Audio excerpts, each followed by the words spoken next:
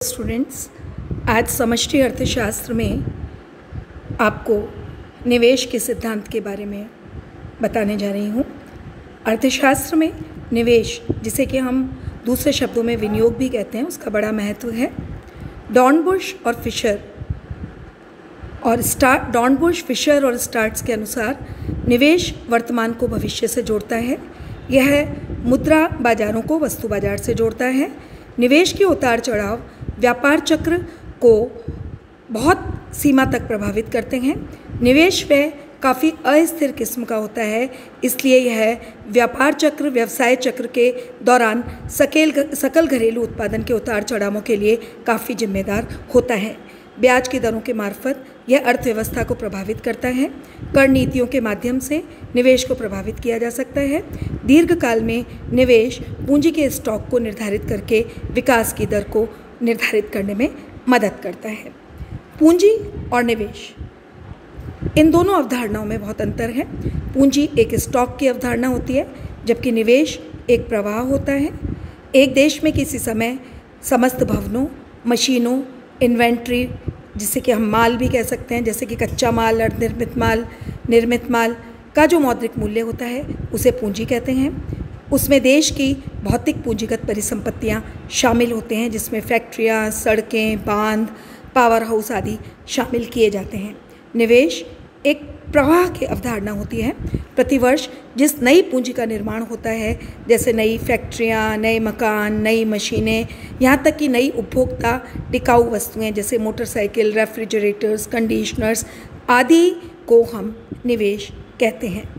प्रतिवर्ष निवेश की मात्रा के कारण पूंजी की मात्रा में वृद्धि होती है।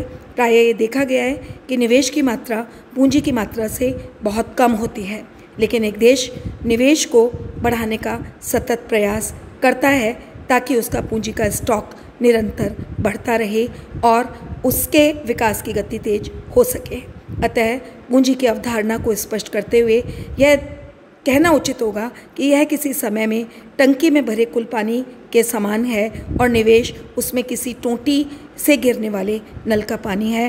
टोंटी से जितना अधिक पानी टंकी में गिरेगा, उतना ही अधिक पानी टंकी में जाएगा और इस प्रकार से पूंजी और निवेश में परस्पर गहरा संबंध होता है।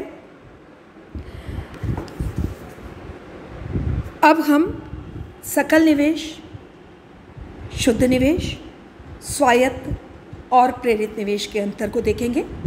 सकल निवेश में एक वर्ष में किया गया कुल निवेश इमारतें, मशीनें, इन्वेंट्री आदि को शामिल किया जाता है। शेयर, बॉन्ड्स, सरकारी प्रतिभूतियों में किया गया निवेश मात्र मुद्रा का स्थानांतरण होता है। अतः नई भौतिक परिसंपत्तियों के निर्माण को निवेश कहा जाता है। सकल निवेश में से डेप्रिसिएशन, या जिसे हम मूल्यह्रास भी कहते हैं, उसको घटाने से शुद्ध निवेश की प्राप्ति होती है। मशीनें उपयोग के साथ साथ घिसती जाती हैं और उनका मूल्यह्रास होता जाता है, लेकिन आज के तकनीकी परिवर्तन के युग में कई बार कुछ मशीनें समय से काफ़ी पहले ही हटाने लायक हो जाती हैं। उदाहरण के लिए कंप्यूटर्स में गुणात्मक सुधार तीव्र गति से हुए हैं, अतः मूल्यह्रास की दर पूंजी की किस्म पर निर्भर करती है। इमारतें व मशीनों के मूल्यह्रास की स्थिति एक समान नहीं होती। इमारतें कई दशकों तक चल सकती हैं, लेकिन मशीनों का कार्यकाल इमारतों की तुलना में अपेक्षाकृत छोटा होता है, इसलिए मूल्यह्रास की गणना करने में काफ़ी कठिनाई होती है। लेकिन पूंजी के स्टॉक में वृद्धि के लिए हमें शुद्ध निवेश की राशि का ही प्रयोग करना होगा। शुद्ध निवेश के धनात्मक होने के लिए सकल निवेश का मूल्यह्रास, या जिसे हम रिप्लेसमेंट इन्वेस्टमेंट या पुनर्स्थापन निवेश कहते हैं, उससे अधिक होना ज़रूरी है। इससे पूंजी के स्टॉक में निरंतर वृद्धि होगी। यदि सकल निवेश = मूल्यह्रास होता है तो शुद्ध निवेश शून्य होगा, जिससे पूंजी के स्टॉक में कोई वृद्धि नहीं होगी। यदि किसी वर्ष मूल्यह्रास व मशीनों आदि को क्षति हो जाने के कारण इस संबंध में मूल्यह्रास की राशि सकल निवेश से अधिक हो जाती है तो शुद्ध निवेश ऋणात्मक हो जाएगा, जिससे पूंजी के पूर्ववत स्टॉक में गिरावट आ जाएगी। ऐसा प्रायः युद्ध, भूकंप या अन्य प्राकृतिक विपदाओं के कारण हो सकता है, इसलिए प्रत्येक देश को शुद्ध निवेश को बढ़ाने का प्रयास करना चाहिए। अब हम आते हैं स्वायत्त निवेश पर। स्वायत्त निवेश को स्वचालित निवेश या स्वतंत्र निवेश भी कहते हैं। यह फर्मों की आमदनी, उत्पत्ति, मुनाफों, मांग या बिक्री की मात्रा पर निर्भर नहीं करता है। यह प्रायः निम्न तत्वों पर निर्भर करता है, जैसे कि उत्पादन के नए साधनों का विकास, जनसंख्या में श्रम शक्ति में वृद्धि, नए आविष्कारों, नई खोजों, नई वस्तुओं को नए बाज़ारों में पहुंचाने की आवश्यकता आदि। यह एक सामान्य अनुभव की बात है कि जब उत्पादन के नए स्रोत खुलते हैं तो उनका विदोहन करने के लिए नए निवेश की ज़रूरत होती है। इसी प्रकार जनसंख्या व श्रम शक्ति को बढ़ने पर उसका उपयोग नए निवेश से ही संभव हो पाता है। नए आविष्कारों का आर्थिक लाभ उठाने के लिए स्वायत्त किस्म के निवेश का सहारा लिया जाता है। प्रेरित निवेश वह निवेश होता है जो आमदनी, उत्पत्ति, मांग, मुनाफे, बिक्री आदि की मात्रा से प्रभावित होता है। व्यवहार में यह देखा जाता है कि देश की आमदनी और मांग बढ़ने पर निवेश बढ़ाया जाता है ताकि बदली हुई स्थिति का लाभ आवश्यक रूप से पहुंच सके। सामान्यतः स्वायत्त निवेश को हम सरकारी निवेश भी कह देते हैं, क्योंकि ज़्यादातर ये सरकारों के द्वारा किया जाता है, क्योंकि इसमें यह लाभ से प्रेरित नहीं होता। जो प्राइवेट निवेश होता है वो लाभ से प्रेरित होता है, तो वो इस प्रकार का निवेश करने में रुचि नहीं रखते हैं। तो यह निवेश सामान्यतः सरकार के द्वारा किया जाता है ताकि देश में आर्थिक विकास को प्रोत्साहन मिल सके और रोजगार में वृद्धि हो सके। प्रेरित निवेश प्रायः निजी उद्यमकर्ता लाभ की प्रेरणा से करते हैं। देश की मांग बढ़ने पर प्रेरित निवेश को बढ़ावा मिलता है। सरकार भी अपनी राजकोषीय और मौद्रिक नीतियों के माध्यम से निजी निवेश को बढ़ावा दे सकती है। तो स्वायत्त निवेश सरकारों के द्वारा और प्रेरित निवेश लाभ से प्रेरित होकर निजी जो उद्योगपति होते हैं उनके द्वारा किया जाता है। देश में कर कम करने से ब्याज की दर घटाकर निजी निवेश को बढ़ाया जा सकता है। सार्वजनिक निवेश और निजी निवेश एक दूसरे के पूरक भी हो सकते हैं। जब भारत में सरकार सड़कों का निर्माण, पावर के संयंत्र लगाने आदि में निवेश करती है तो निजी क्षेत्र में निवेश को प्रोत्साहन मिलता है और निजी उद्यमकर्ता सीमेंट, इस्पात आदि के उत्पादन में निवेश करने लगते हैं। अतः सार्वजनिक निवेश निजी निवेश को प्रेरित कर सकता है।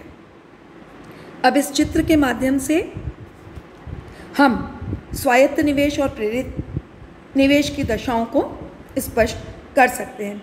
इस चित्र में क्षैतिज अक्ष OX पर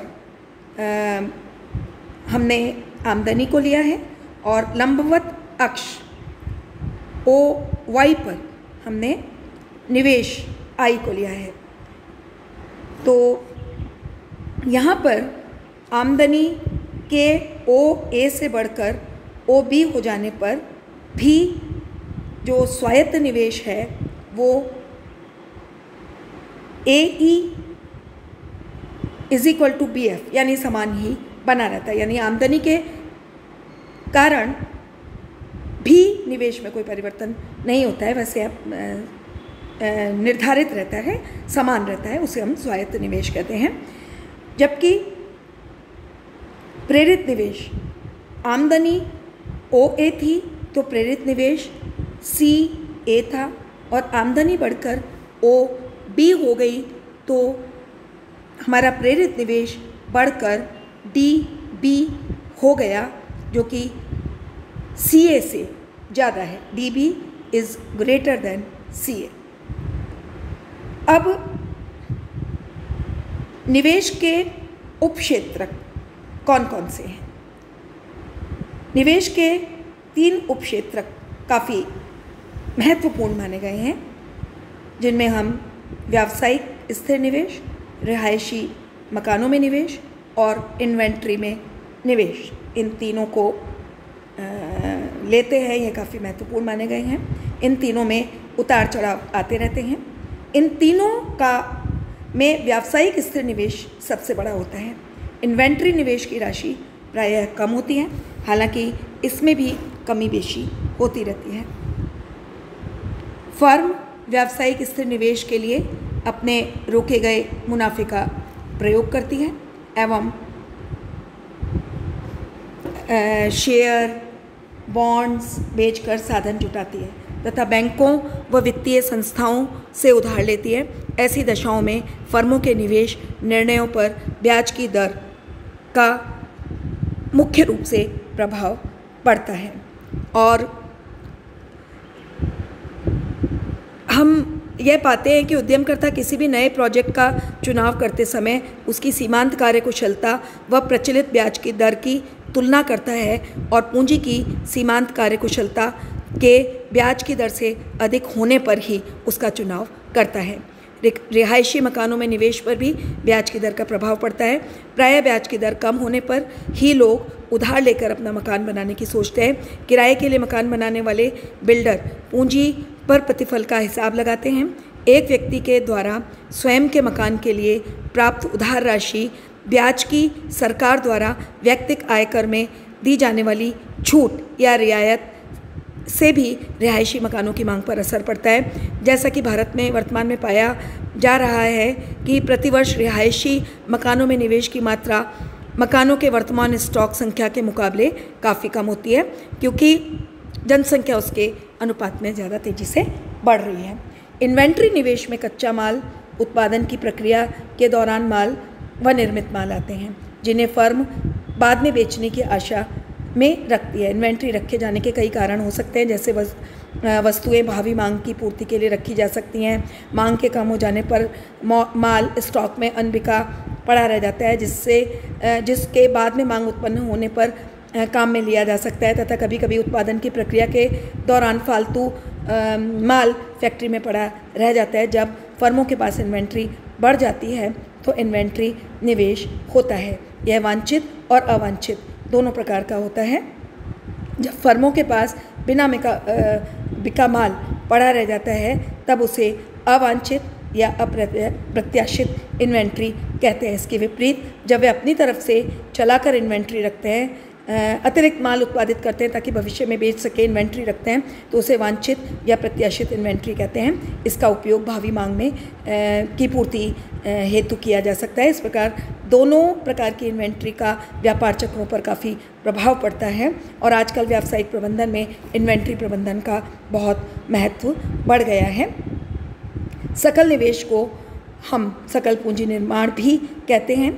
इसे सकल घरेलू उत्पाद के रूप में व्यक्त किया जाता है और इस प्रकार से निवेश अर्थव्यवस्था में बहुत महत्वपूर्ण स्थान रखता है और निवेश की दर ऊंची होने पर एक देश में पूंजी का स्टॉक तेज़ी से बढ़ता है, जो कि आगे चलकर वहाँ की अर्थव्यवस्था को काफ़ी प्रभावित करता है। इसलिए विकासशील देश को निवेश की दर बढ़ाने पर पूरा ध्यान देना चाहिए। निवेश के विभिन्न रूपों में विशेष रूप से व्यावसायिक क्षेत्र में स्थिर निवेश को बढ़ाने पर विशेष जोर दिया जाना चाहिए। Thank you very much.